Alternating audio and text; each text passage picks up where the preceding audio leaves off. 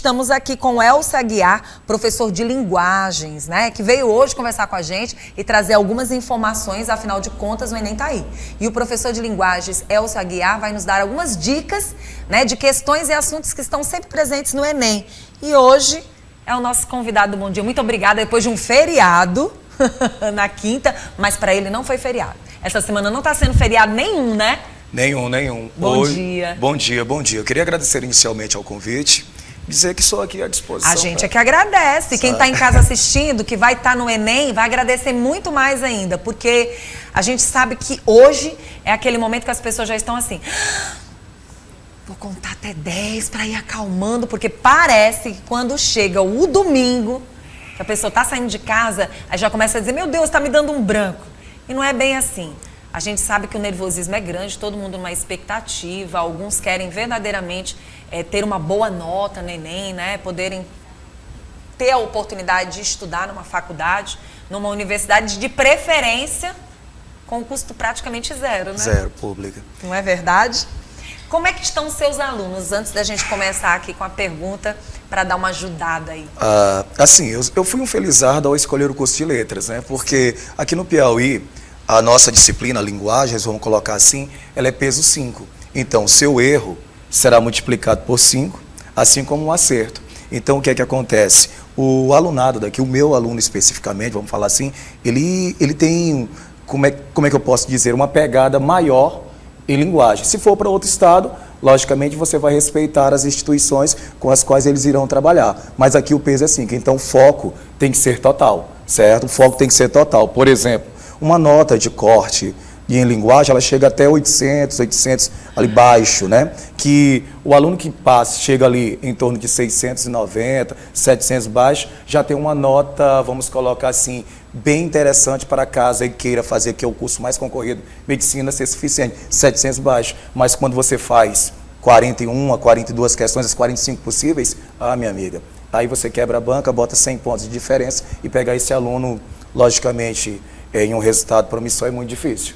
Nossa, então vamos lá, vamos aproveitar esse momento e pedir para você dar algumas dicas interessantes sobre como resolver, na verdade, as questões de uma forma mais rápida. Porque as pessoas dizem que não, mas essa questão também da rapidez influencia, né? Influencia porque são 45 questões, cada questão necessariamente ela terá um texto. Todas as questões têm um texto. Diferentemente dos vestibulares, né, tradicionais, que era um texto e ali, vamos lá, 5, 6 ou 4 questões, hoje é um texto e uma questão. Então são 45 questões, 45 textos. O aluno já vai para lá sabendo que ele enfrentará no primeiro dia 32 páginas. 20 páginas só de linguagem. 19 para a linguagem e a folha de rosto que é para a redação. Então ele tem que criar técnicas, ou seja, entender o que os professores estão dizendo ou ensinando a eles para que ele possa resolver o mais rápido possível. Por exemplo, você vai ler um texto, entender com qual gênero você está trabalhando, a partir disso aí você lê a fonte, que vai apresentar o domínio discursivo. Por exemplo, se o texto for jornalístico, então de domínio jornalístico, há uma predisposição que seja uma notícia, uma reportagem, certo? A partir daí você parte para o comando da questão. Nós temos a primeira palavra ali, que vem logo depois do início da alternativa, a gente chama de zona de conhecimento. O que é a zona de conhecimento? É a parte mais importante, que virá depois é o detalhamento. Lógico que se você for sabedor do que é o gênero textual, automaticamente se torna mais fácil e aqueles 3 minutos, que são poucos minutos para que você possa resolver, pode se tornar em 1 minuto e esses outros 2 minutos você guarda para a próxima questão. Ai, professor! Agora eu vou te dizer uma coisa. Do ano passado para esse ano, mudou o quê? Sim. Porque assim, por que eu estou te fazendo essa pergunta? O que eu percebi? Não sei se estou errada, porém dentro do programa a gente tem o programa como um termômetro também. Eu não sei o tipo de trabalho que o comunicador faz em outras emissoras. Pelo menos eu aqui tento tirar proveito como a vida toda. Para mim, entretenimento não é bem o entretenimento, mas para mim é a informação de você colher vários assuntos dentro de um programa só. Você fala de política, você fala de saúde, você fala de comportamento, saúde mental, você fala de alimentação, moda, beleza, tudo. Todo tipo de assunto você fala. E vai depender muito de cada programa para que você esteja inserido nesse contexto todo. E eu acredito que o mundo, ele tem feito com que a gente ele tem trazido para a gente algumas informações que muitas vezes pode estar lá no Enem. Pode estar lá no Enem. E uma das coisas que a gente tem percebido aqui dentro do Bom Dia também é que do ano passado para esse ano, muita coisa mudou, principalmente a questão da leitura. Parece que esse ano de 2023, pelo menos aqui, o teresinense, o piauiense tem falado muito em ler, muito em estar se informando. Parece que essa tecla de falar de redes sociais, o cuidado que as pessoas têm que ter com aquela informação dada por alguém, com o tal do Google, parece que está abrindo um pouco da mente das pessoas. Não sei se eu estou errada, não sei se é porque eu estou dentro do meu mundo aqui do Bom Dia e das pessoas que eu converso, mas parece que as pessoas estão começando a se preocupar um pouco mais com a informação e não ficarem tão alienadas só naquilo que 1, 2, 3 falam. E aí o que me chama a atenção é que se os assuntos que estão sempre presentes nas questões do Enem, de lá para cá você vai sentir mudança e se o povo está preparado. Se as pessoas que vão prestar, na verdade, esse final de semana o Enem, se eles estão mais preparados para esse teu mundo. Assim, nós temos que entender que a gente está vindo de um momento pós-pandemia. Então, nesses 2 anos, né, nesse decorrer desses 2 anos, o aluno disciplinar-se já é difícil. Disciplinar alguém, Sim. Dar aula, conscientizar, aconselhar, que é uma ordem facultativa, segue quem quer. Já é complicado quando você tem o contato ali interpessoal entre professor e aluno. Já na pandemia, o aluno esteve do outro lado. Então, nós dependemos muito não do ato de disciplinar, mas de disciplinar-se. A prova tão viva que as notas baixaram é que o número de notas 1000 na redação caíram significativamente de 4 anos atrás, vamos colocar assim, de 54 para o último ano 19 notas 1000, se eu não estou enganado, certo? Grande vilã da história, a competência 1 da redação. O que é a competência 1? Domínio da norma culta. Então você precisa procurar a gramática normativa. Só que, às vezes, alguns profissionais, entendamos, por linha de raciocínio, por ter uma prova de linguagem reflexiva, acaba não enxergando a gramática aplicada ao contexto. E aí diz aos alunos, ou pelo menos os alunos querem acreditar também nisso, que o domínio linguístico não é interessante. Sabedores que o texto é uma unidade básica linguística dotada de sentido e de fatores. Então, quando se fala de conhecimento linguístico, por exemplo, para entender um texto, eu preciso trazer o mínimo de conhecimento gramatical possível. E aí entra a questão da tecnologia. Sim, porque tem os TICs, tecnologia de informação e comunicação, o hipertexto, que é uma atividade colaborativa, não linear, não sequenciada, que potencializa essa busca. Então, qual é a grande diferença que você tem sentido mesmo agora? É que voltou o aluno para a sala de aula. Tivemos o contato. Então, eu te asseguro, que as notas irão subir nesse ano de 2023. Tô tendo esse sentimento. Tu acredita, Elcio, eu tô tendo esse sentimento porque eu tô percebendo que as pessoas estão querendo buscar mais. Elas não querem ficar naquele mundinho. E elas estão tendo essa necessidade de mostrar para que veio. De ter uma nova geração, novos alunos que queiram ter mais compromisso.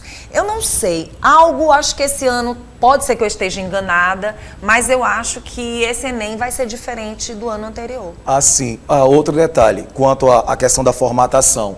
O Enem anteriormente não era colorido, a partir deste ano ele será colorido. Muita gente pergunta, o que é que eu ganho com isso?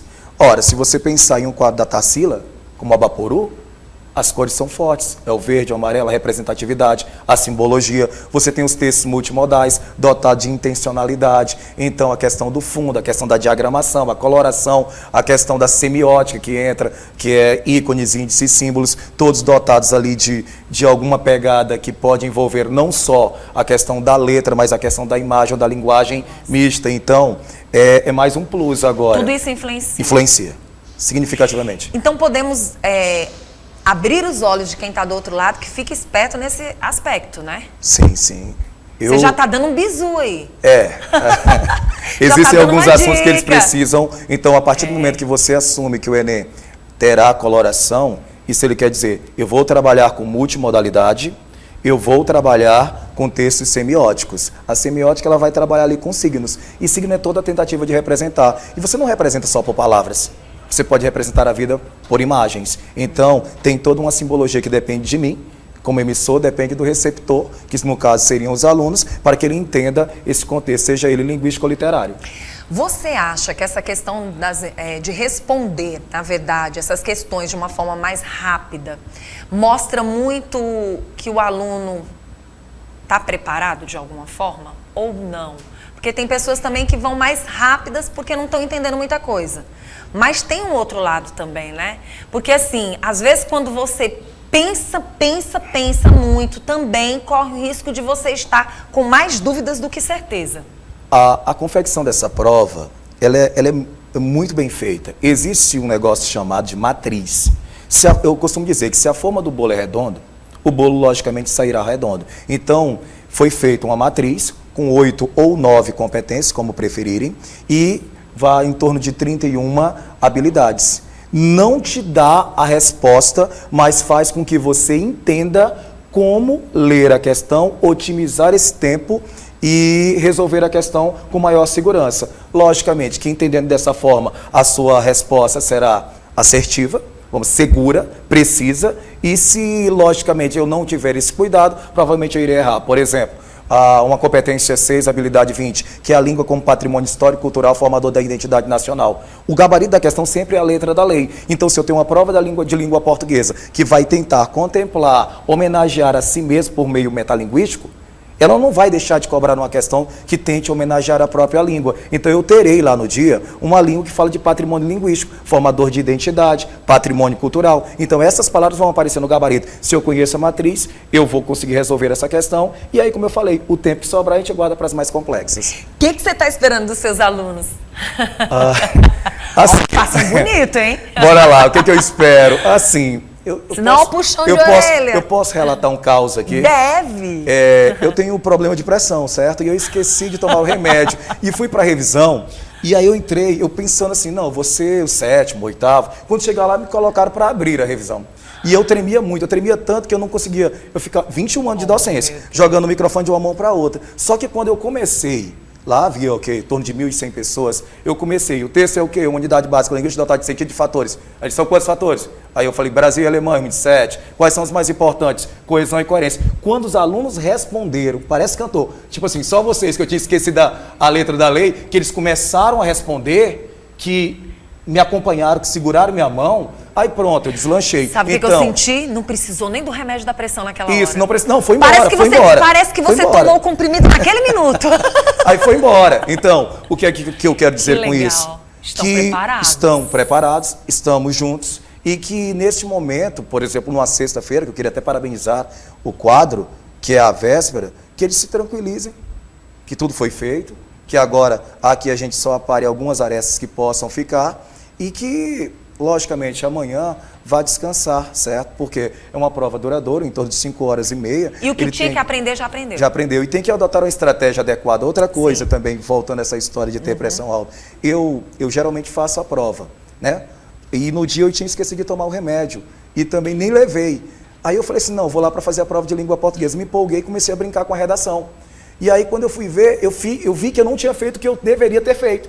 E aí a pressão começou a alterar. Acabei perdendo todo o projeto que foi feito no dia. Então, ele tem que adotar a estratégia certa. Você tem uma disciplina que é peso 5, você tem uma redação que vale 1.000. Então, eu tenho que adotar essa estratégia certa, porque durante 5 horas e meia, que é uma prova exaustiva, a gente já sabe que vai fazer, né, em torno ali de 32 páginas, eu tenho que controlar o meu tempo e tenho que estar preparado para dosá-lo, para que chegue no final tudo. Professor, né? já sou seu fã, já sou sua fã. Te peço que tome o remédio. Por favor. Não, tá tranquilo. Tá tranquilo, tomei, né? Tomei. Agora deixa eu te perguntar uma coisa. Tomou hoje? Tomei. Então podemos fazer essa pergunta. Arrisca o tema? Estão falando muito de etarismo, sobre tecnologia, mas como não é muito, assim, eu faço parte de um laboratório... A tal da inteligência artificial. Eu acho que por estarem falando tanto, eu não sei não. Eu tenho lá minhas dúvidas. Aí fala um pouco sobre etarismo, sobre tecnologias, eu acho que seria por aí a pegada. É, né? E você, Ed? Inteligência artificial, né? E você, Sérgio? Qual você acha que vai ser qual o tema para a redação?